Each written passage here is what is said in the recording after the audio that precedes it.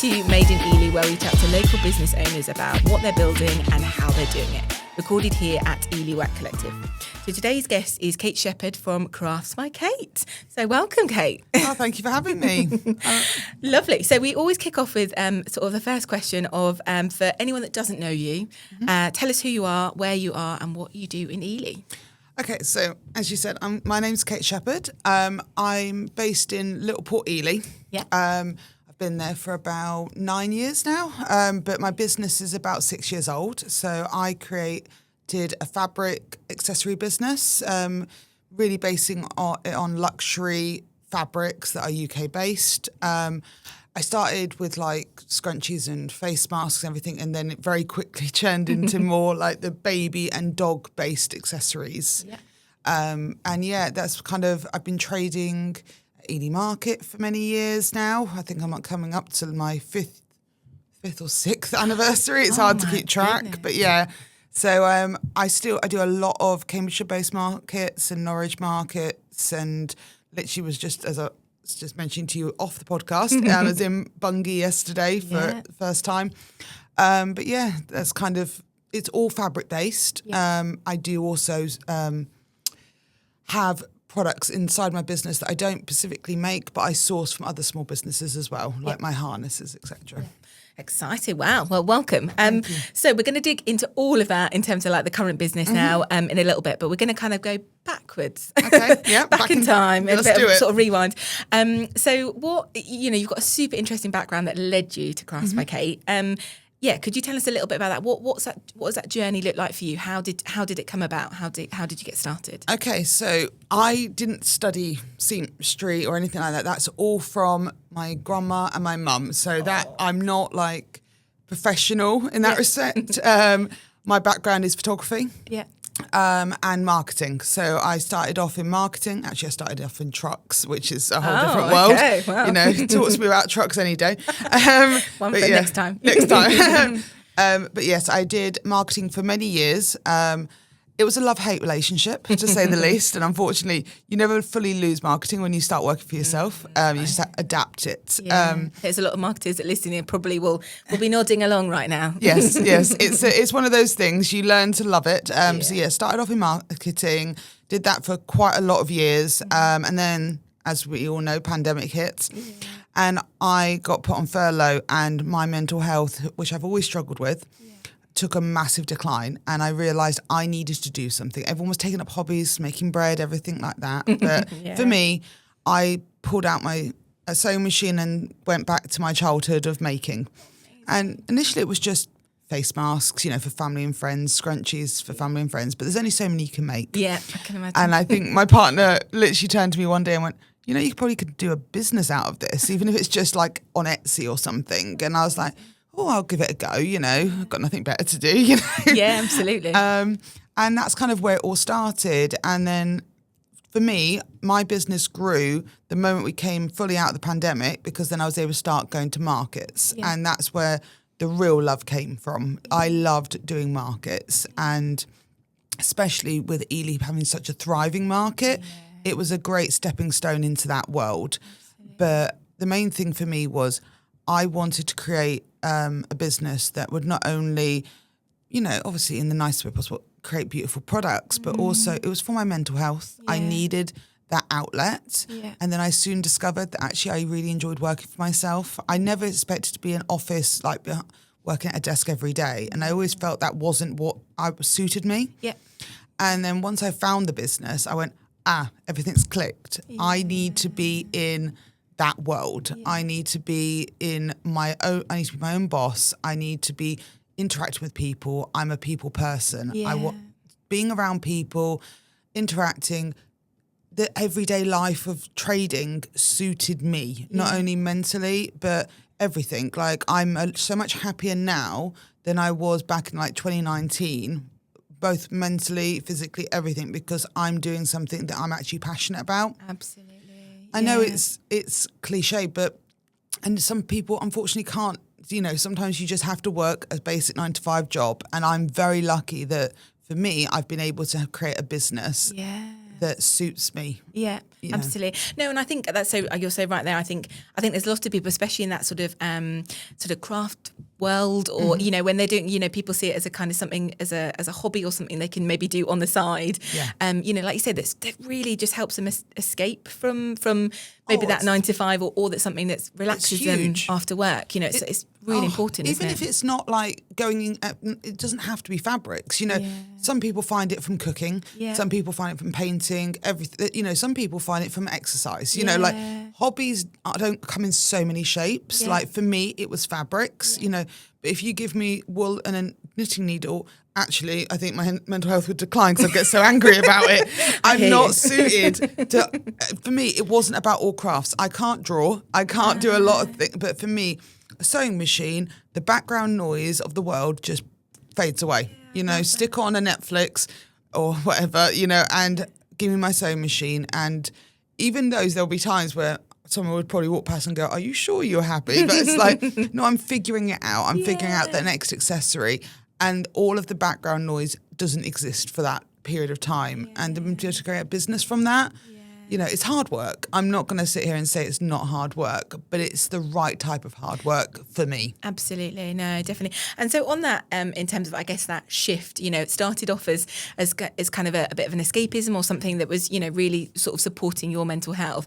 When did that shift happen to it kind of being like, oh my goodness, this is actually a real business, something this has got legs, when did that shift happen? I'd probably say in the first 6 months of the business, Wow. Because initially, like I said, it was very much just like a few pieces on Etsy. Yeah. And, it's testing family and water. friends kind of supporting you, that kind of like the pity orders. Yeah, it's like, please, can you buy this from my shop? Yeah.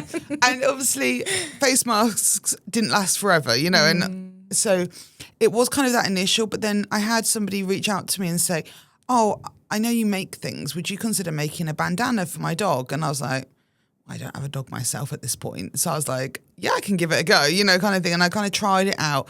And we were in the process of getting a dog at the time. So I was like trying it out. And then once my dog Arnie, who probably will get mentioned again. Yeah. Once we got Arnie, it kind of turned into this whole extra side of the business of, oh, actually, this is what's got legs. It was after Christmas. So I started my business in October. And in 2020, and it was after Christmas, after I'd done the little custom order bandana for this lady, and then I started developing the bandanas, the bow ties.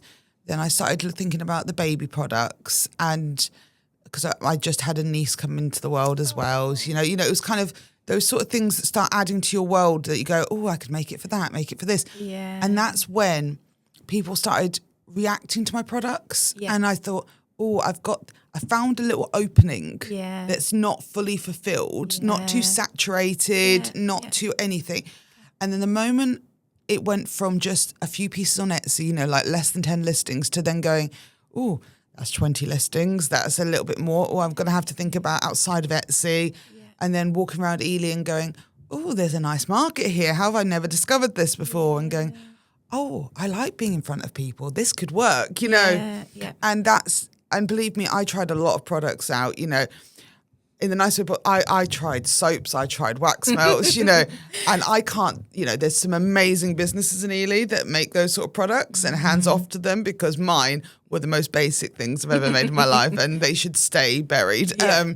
But when it came to fabrics, that's where I found that niche, especially in the fur baby, human baby kind of category. Love that bit though together. Yeah, exactly. But I think there's a really important thing there as well, is it in, I don't know, maybe for people that are listening that there's that kind of, I don't know, that worry that you've got to find that first product that you do, or that first business that you do, that's got to be it. You've got to hit your niche. And actually, like you said there was a bit of a trial and error as well of maybe other things that you tried before you found your niche and found. If anyone visited my first stall at Ely Market, you would have found on my first table at Ely Market was a single 6-foot table with a borrowed gazebo. And on there was bandanas, there was bibs, like what you see today. Yeah. There was wax melts, there was soaps, there was resin clocks, there was all sorts on there. There was earrings, there was a mixed bag. If anyone had come to my stall, they would be like, what is this? Yeah, What are you trying to sell? It was a very confusing stall. Yeah. Please tell me you've still got a photo of that somewhere. Oh, yeah.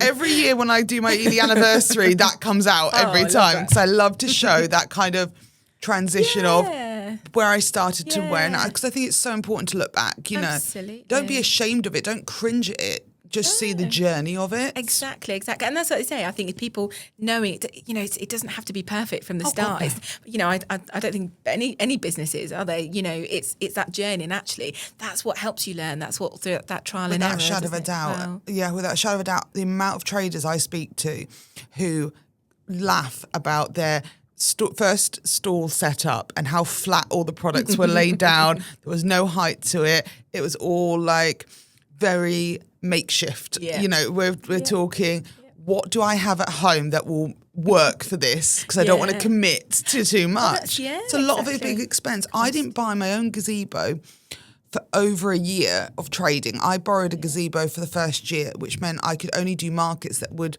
lend itself to a borrowed gazebo or indoors, because I didn't want to commit. Because you're talking a lot of money for to buy a gazebo. You're not just talking the gazebo, you're talking the equipment that goes along with it, the weights, etc. Yeah, which we're going to come to. We will a bit come later to, because about weights weather. are very important in my world. But yes, it is a commitment. So, you know, never think that you have to get it right the first time. Yeah, no, I love that. So walk us through, so for people that don't know sort of the behind the scenes, I guess, of what it takes to create some of the amazing products that you've got now, what does that sort of process look like?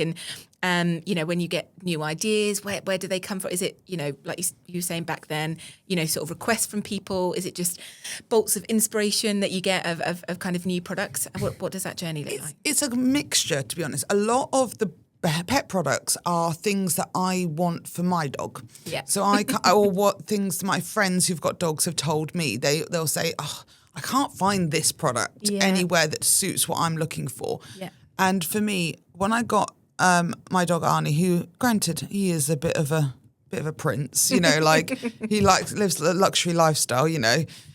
He doesn't act like it, but he does. I discovered things like, I wanted bandanas, but a lot of the bandanas that people offered were the tie around the neck type. Yeah.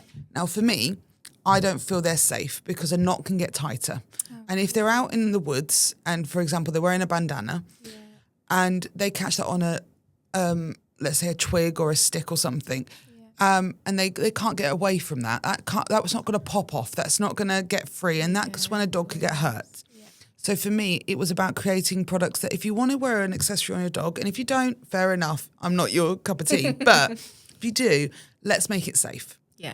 And there's no shade to people that use the bandanas that tie in a knot. I just don't feel comfortable with them. Yeah. So that's when I created the ones. And it's not like I created the wheel. They did exist before, but through the collar ones, I just found local product of like bright fabrics to go along with it. Yeah. So for me, it was through the collar ones because it's just adding to a collar that's already got the safety features. Course, and then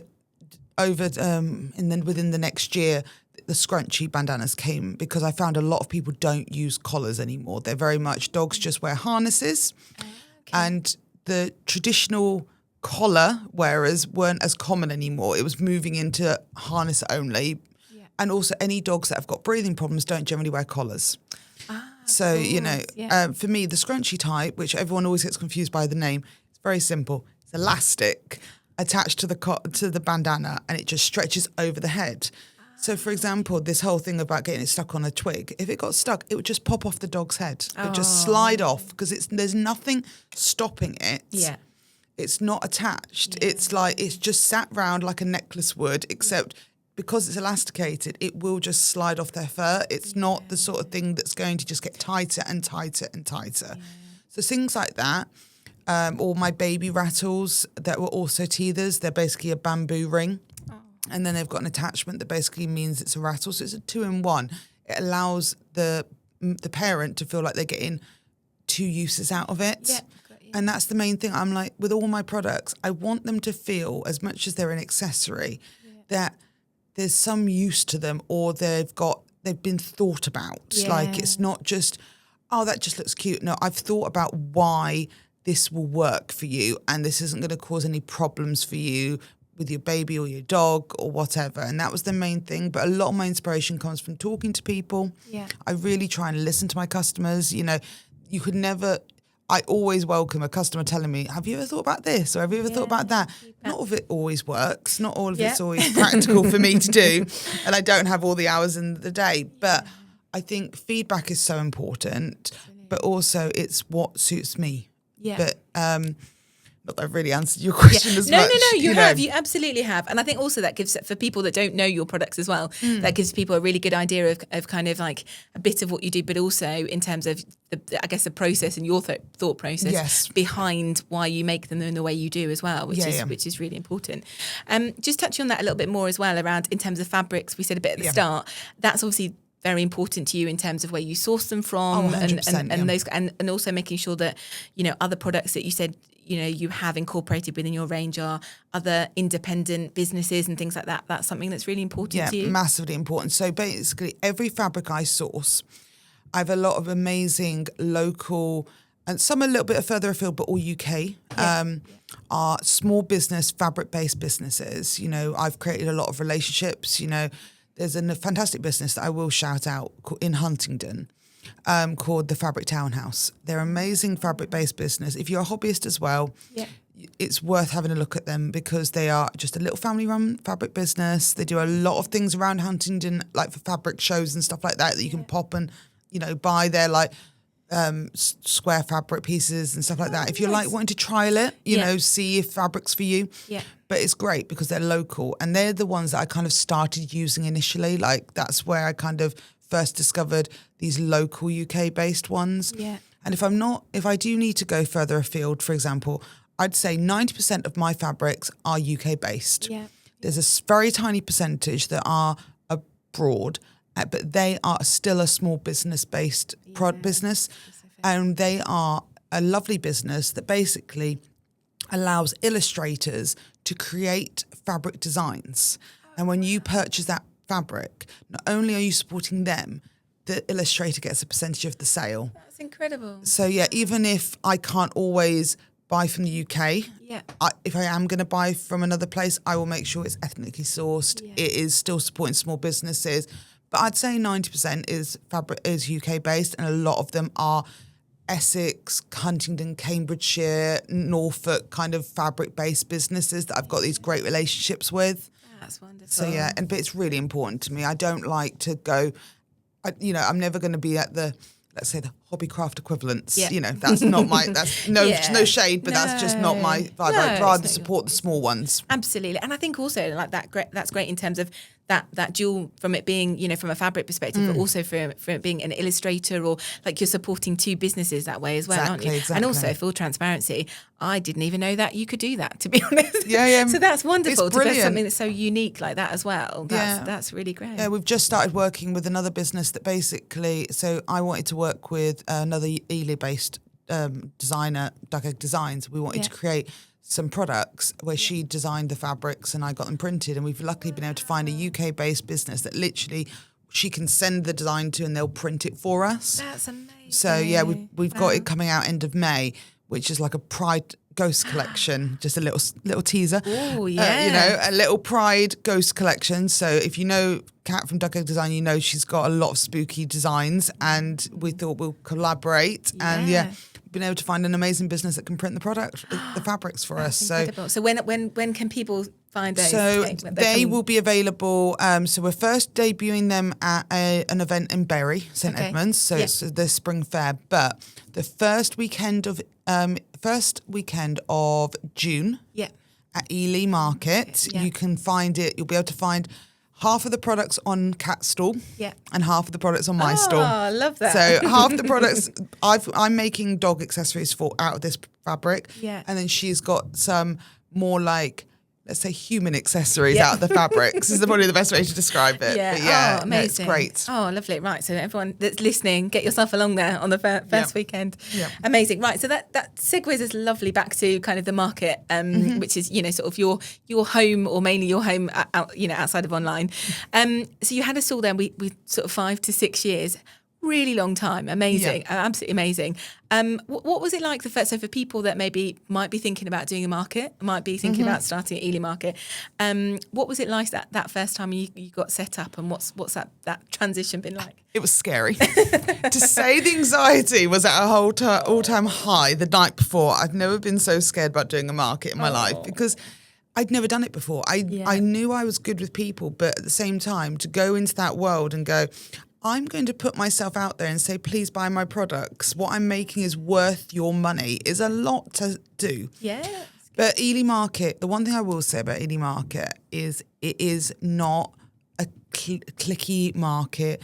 We welcome people with open arms. You know, like it's one of those markets that you could literally just turn up and people, random traders will go over to you and help you set up your gazebo if you're bringing it on your own. You know, you need to go to toilet break. You're not going to have a neighbour that's not going to watch your stall. Yeah. And it is very much a community. You know, I started on a Sunday market. Yeah. You know, that's where I started. Now I do my first Saturday of the month at Ely. But all I will say is that it's an amazing market. We need to support it. I'm a massive cheerleader for support the local markets. You know, for Ely, that is something that I would say is the heart of Ely is the markets. You know, they're Thursdays, Saturdays and Sundays, sometimes a Friday here and there, but they are brilliant markets. They welcome me with open arms. And believe me, I made all the mistakes under the sun in my first year at trading. And yes, I do go further afield, and there are some fantastic markets outside of Ely. I'm not going to deny that have also welcomed me massively. But one thing I will always come back to with Ely is that it always feels like no matter how long ago you were there, when you come back, it's like you've never been away. Oh, that's and it lovely. has that lovely community. Yeah. You know, when I moved to Ely, I didn't know anybody. Like I lived in Milton Keynes. I came to this Cambridgeshire, and I was like, oh my goodness, apart from my partner, I know no one. And I then went and started working for myself, so I didn't have like colleagues to meet, you know, and that community. You get to your late 20s, it's not easy to meet people, you No, know. Absolutely. Like, so to do a market now I've got this like community of, you know, we're all like little small business group that we all just kind of support each other. You know, we send each other links for good markets, you know, we'll rant about the weather that week, you know, like, and nobody will understand you more than another trader. Yeah, absolutely. You know, and it bonds you, believe me, you know, like, I know you had Sophie from Sophie's Tea Room on a few weeks ago. Yeah. We bonded over the fact that we were at a festive Friday Ely, freezing ourselves and literally hoping to survive it. That bonds you. You never leave that, you know what I mean? So a lot of friendships were made freezing our butts off at a market. No, and I think that's so lovely because we've different guests we've spoken about this before, folks that have, you know, maybe got shops or things like that, and you guys have exactly the same thing on the market. And I think it's lovely that it's quite unique in that element that community, isn't it? You know, that you've got other people there that might be that complement what you do, or even if they don't, they've got a completely different business to you. The fact that everyone's there kind of supporting each other, I think that's lovely. Oh, it's not competition. It's never been competition between us. It's cheerleading. We cheerlead each other, and I think that's so important. There's no need for it to be competition. We're all selling something completely different. Even if there's another fabric-based business on that market, it's not the same. Yeah, like absolutely, everyone's offering something different. 100%. Like I've always said, like I love the business and Add a Baby. They do beautiful baby products, but they kind of specialise in more the neutral tones.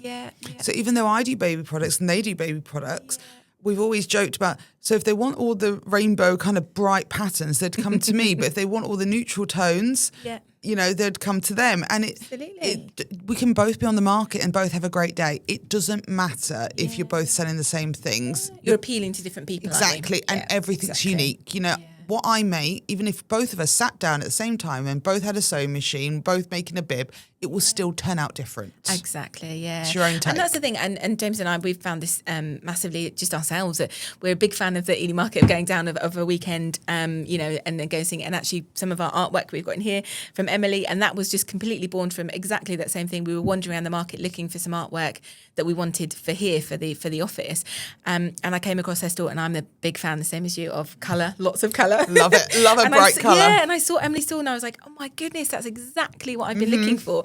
We chatted to her and, she's wonderful. And next thing you know, we commissioned some custom artwork. So she's brilliant. Yeah, it's just that kind of thing, isn't it? That lovely, that you never know who's going to be there. You never know, what you're going to find. It's a feast for the eyes when you go down to Ely Market with the rainbows. Like you walk in and you just like looking around, it's just all brightness, especially when the sun is shining. The days when the sun is shining on Ely Market and you see all the colours of each stall, it's like, like luxury for me. Yeah. Like, I love it. No, absolutely. So going back a little bit, so in terms of the market, for anybody that maybe is going to dip their toe into having a stall, what one piece of advice would you give them? So someone that's starting out from your, I'm sure lots of experiences you've had. Take a breath. It's not that scary. Yeah. You will survive on your first day. If you're using, in an ideal world, don't commit to a gazebo straight away because you might not be an outdoor trader. Not everyone's an outdoor trader. I know many people that only do indoor. So if you're going to try Ely Market, they've got the great thing of renting a gazebo. So trial it. Okay, nice. If you do Saturdays, you use one of their stall setups anyway. So try either a Saturday or a rented gazebo on a Sunday. Don't commit to that sort of expense. There's no need to. Try it first. Yeah. See if it suits you. Because some people will walk away from a market and go, I just want to stay online. Or I actually want to stay indoors. Yeah. It doesn't suit everybody. Yeah. So trial that first. And then if you feel like, no, this is my world, then, then get the gazebo. But you need weights. Okay. We need weights. Take notes, everybody. Weights, bungee cords are your best friends because Ely is a windy market. It just is. There are so many passageways coming in. There's wind tunnels everywhere. Yeah. It doesn't take much. And believe me, if anyone knows me, they know my wind anxiety and obsession with the weather. There's a reason I have 4 apps on my phone that tells me the weather. But it's better to be over-prepared. Yeah. Like they do have requirements. Ely do have requirements on how much weight you have to have on a gazebo. Yeah. You have to have a certain standard of gazebo as well. So before you buy one, make sure to check their terms and conditions because the last thing you want to do is waste money buying a gazebo that's not going to fit the requirements. Do not turn up with a garden gazebo. It will survive 5 minutes. You need to, that's why I say do not buy one until you're definitely going to commit to it. Yeah. But weights are the biggest thing, and I have, so for example, yesterday we had 30 miles an hour winds at the market I was at. Ooh. So I was there with a weight on each leg, but I also had sandbags and I also had 20 kg weights as well, that like dumbbell kind of weights. Now, granted, most people go, that's a bit extreme, but did my gazebo move? No. Was I able to sit down and relax? Yes. So was I one of the few people not holding on for dear life? Yes. So yes, I might seem extreme and it might like go through my petrol a little bit when I have to go to a market, My goodness. But it's worth it long term. And the thing is health and safety. The last thing you want is to have a customer inside your stall and something fall on them. You know what I mean? Or it fall over or your gazebo blow away. I've seen it happen. It's not nice and it's awful and it's stressful. So really, and the bungee cords related thing is that if you've got things that are tall, bungee the hell out of that thing to the side of your gazebo because also you can use it to pull down your gazebo. The biggest thing I ever got taught was when it's really windy, you need to find a way of pulling that gazebo down. Yeah. And that's where bungee cords come in. Yeah. Loop it around your gazebo, pull it down with weight, and it's less likely to move, especially if you're not on grass. Because if you're on grass, of course, you can use pegs as well. But if you're not, which Ely is not, you need to find other solutions, which is where my extra weights came in. Because I was like, on those days, I don't want to have to cancel the moment it hits above 30 miles an hour because that's a lot of expense. So, yeah, absolutely. Yeah. Lovely. Okay, right. So I hope anyone was thinking about trying the market, taking notes about that. All about weights. Like you say, it's just having that peace of mind, isn't it? That you can be there and then actually focus on what your products, what you're there to, chatting to people, the horror and stories. All of that kind of thing. I'll tell you later about the horror offline. There's a lot of horror stories about markets. Bless you. So look into so obviously your business wise is online and offline. So markets is primarily where folks can find you. Yeah. But you also do have the online side of things too. Yes. When did did that come in, and how has that been sort of, that having it both sort of in person and online? So I stayed on Etsy for about 2 years for my business, mostly because I didn't want to commit to the website because it's an expense. Of course. It's an expense. Yeah, and I was doing markets enough that I felt like most people were happy just to buy in person. Yeah. Like a few people could find me online, buy a few pieces here and there. Yeah. But with Etsy, you have to pay per listing. Every listing is an expense. Yeah. And I knew long term, if I wanted to actually show my full range, Etsy wasn't for me. Yeah. So I wanted to go into Shopify, but as much as I've worked in marketing for years, I'm not a website designer. No, like, it's a whole different skill, it's a isn't whole it? different world. So I had to not only teach myself that, I had to commit to that. So that was a big thing. So I always say, if you're going to create a website, decide to do it during your quietest period. So you're talking the January to March period, because that's never, unless, it's very rare that that's your busy period, you know. Yeah. That's kind of my admin months is what I call them, because that is when you catch up on stock, do these sort of things that you do not have time to do during like the Christmas period and stuff like that. Yeah. So I sat down, I knew I wanted to use Shopify because it worked for me. It gave you enough listings per month that it made the expense worth it. Yeah. I committed to Shopify, I built it, and luckily I'd also invested, which I think is so important if you're going to need an online presence, is find a fantastic photographer who can capture you behind the scenes. As much as you've got your phone, you can do content, and content is very important. You cannot be a professional photo of you working, because it's all well and good saying, oh, I do it myself. Evidence. People like to see it. Yeah. So, again, shout out to Kirsty Blackwell. She is a local Ely photographer who does brand photography, and she also does pet and horse photography as well, but brand photography as well. And she made me feel so comfortable, because it's not great being in front of the camera, especially on a professional basis. And we did all these photographs. I was able to put them onto the website, and it just elevated it. Yeah. It just took it from, let's say, like equivalent of like a new MySpace account, throwback, oh god, a nice little throwback, taking me back there, little MySpace account, to actually a proper business, So that was it was an expense, but a worthwhile expense. And also, when you go on to do online, the investment in a backdrop for your products elevates it. You don't want it just to be, I don't know, like just your background of your kitchen counter, You can get really cheap backdrops that look amazing, elevate it. But it took time to build the website. Yeah. And once you've built it, that doesn't mean suddenly you're going to get sales. It doesn't work that way, unfortunately. And luckily I have a marketing background, so that helped, but not everyone does. But there's so many guides out there. To understand SEO. And granted, we never fully understand SEO because it never stops changing. Magical world of SEO. Oh, we love it. We say, again, love-hate relationship, But SEO and marketing is a full-time job in itself. Absolutely. So if you're going to commit to having a website, you've got to also commit to that side of things. Keywords are everything, guys. The best thing to do is to create a booklet, a Word doc that literally is your main keywords, because that is what's going to help people find you online. And it is important to have an online presence, be it whether it's on Instagram, TikTok, or a website itself. A lot of people start with social media first and say, DM me to order. And that works too. There's nothing wrong with that. I wanted to have a website as well so I could link my products to it. And also because I do go further afield for markets. Some people only see me once a year in person, so I needed to have that website. But it did take me a good couple of years to transition to it, because it is a big thing. No, and I think you're so right there, because I think, again, there's that danger of when you're a small business and you're building up like that to kind of go, oh gosh, I need everything. I need every channel. I need to be on every social media platform. I need to have a website. I need to, and suddenly it escalates and gets super overwhelming if you're doing it all yourself. Exactly.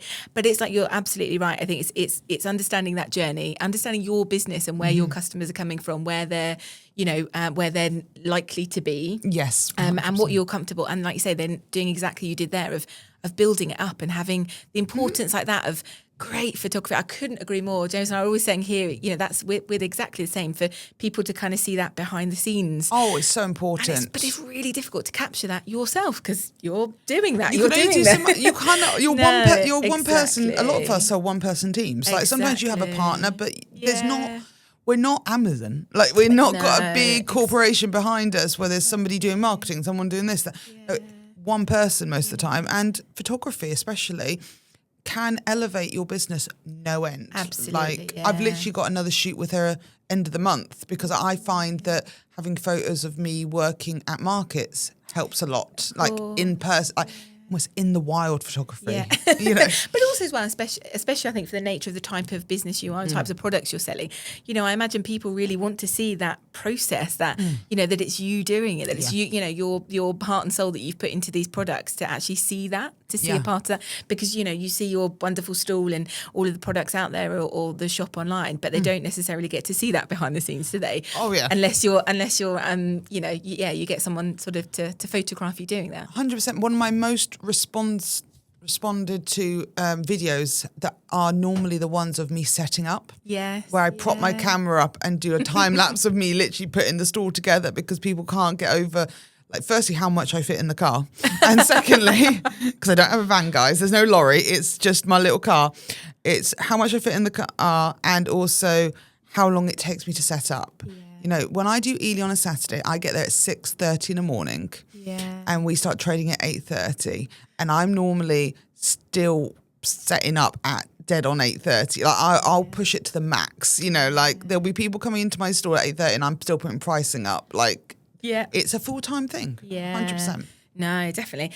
Right, well, we're coming to a bit of an end now, which is, gosh, I feel like we could chat for Oh, ages. you know, I did warn you. I know. So we're going to do a couple of quick fire questions towards the end, and then we're going to dig into a couple of last bits before we close. So, quick fire questions, Kate. We are market day essentials. Well, we've maybe covered this a little bit, but market day essentials. You couldn't leave the house without. Okay, bungee cords, weights, and, to be honest, coffee. Oh, I couldn't agree more. Silver oak, our gods. Yeah, they fuel you throughout the day. 100%. Oh, so we've actually got them on the podcast in a couple of weeks. Oh, I love them. They are amazing. Oh, lovely. Okay. One Ely business everyone should know about. Oh, that, honestly, I was thinking about this, and I don't think I can actually answer one. Like, I've got so many I could shout about. I'm just going to ring out a few because I cannot pick it. So we've got Fox and Flora, we've got Duck Egg Designs, we've got Bumble Wellness, we've got Jake's Kitchen, we have got Isle of Soap. We basically walk down to Ely Market. Every single one is amazing. And remember, Sunday markets at Ely are not just food, they also are craft. It doesn't get shouted out enough about. There are amazing ones, you know, Dancing Barefoot, for example, amazing, only does Sundays. You need to go to Sundays for not just food, craft is there too. Oh, thank you for that little reminder. Because actually, to be fair, I did not know that. People don't realise, and it's just as much craft on a Sunday. Yeah, lovely. Okay, so product, the one product you're most proud of making. I'd say my dog coats. They were a big task for me. I did them last year for the first time. I've been wanting to make dog coats. These are raincoats that are also thermal. I've been wanting to make them for years, and I finally cracked them. They took me half a year to crack, and I finally got there. And they were, you know, it was a process. It was a love-hate relationship, but I got there, and the response I got for them made it all worthwhile. And I'm currently working on a new range, you know. Anyone that's watched my socials, we know that the green raindrops are coming, and I promise they are. I just need to find the time, but raindrops are coming. But that was a proud moment when I finally cracked it. Like, I finally got it to work the way I wanted it to. There was so many requirements I had before I released it, the quality I wanted, and to get there was such an achievement for me compared to where I started with just face masks. To get to the point where I'm making raincoats is a big journey. Yeah, absolutely. Oh no, amazing. Well, we'll keep an eye out on your socials then for the next ones coming up. So dog shout out, Arnie. We couldn't not do this. If anyone has ever seen me in Ely, they know Arnie. Arnie is, I've always said, he needs a parade at some point because people know Arnie more than anything. He does not come to market with me because he has a bit of a love-hate relationship with other dogs, but we know that Arnie loves all people and loves a cuddle, and especially loves Sophie's tea room. Yes, so I've heard. Yes, but to shout out just a handful, and it's I will say, is we've got Teddy. Labrador Lux is Teddy. Labrador Lux are some of our harness range, and Teddy was the inspiration, and he's gorgeous. We've got Pablo. His grandma has been supporting me from day one. We love Pablo, Tanto. If you've ever been to Ely Market on a Saturday or Sunday, you've heard Tanto because he spots any dog food store and will bark until he gets a treat. And we love him for it.